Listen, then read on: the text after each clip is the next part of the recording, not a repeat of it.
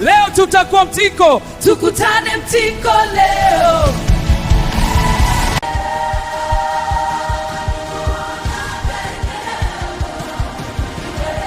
Asante. Kwa majina Mchungaji Boniface Kimwa, msharika wa mazoezi bila na hoku. Nimeshiriki tamasha hili. Kwa kweli tamasha vizuri, imetubariki, imetufundisha.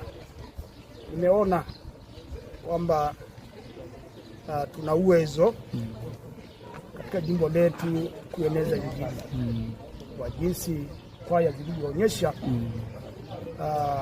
tayari na uwezo wa kuimba. Tunaweza tukahubiri, tunaweza tukatawanyika kwenda popote tukatangaza Injili. Amen. Na unawaambia nini vijana wale ambao pia ungependa washiriki kwenye matamasha kama haya? Nachotaka niwaambie vijana wale ambao wanamwimbia Mungu na wale ambao sio waimbaji, na waimbaji wote, kwaya zote, waweze kuona umuhimu wa uimbaji. Uimbaji ni sanaa, na sanaa ni ufundi na utaalamu.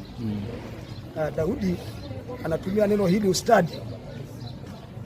Katika Zaburi 33 mstari wa 3, Daudi anasema ustadi. Kama ilivyo leo kwamba tuko live, tunapenda pia kuona kwaya zetu, waimbaji wetu, wataalamu wa muziki waweze pia kuonekana live, na kwaya zetu ziweze kuonekana live. Vifaa vitumike kama ilivyokuwa zamani. Na gita, vinanda vitumike vikionekana live. Pia ilikuwa ni sehemu ya Injili, kuonyesha vipawa na vipaji. Niwaambie kwamba waimbaji na wataalamu wote warudi katika sehemu ya vipawa, watumie vipawa na vipaji vyao. Amen. Asante sana baba. Mungu akubariki sana. Tunashukuru sana kwa kushiriki kwenye tamasha hili pia.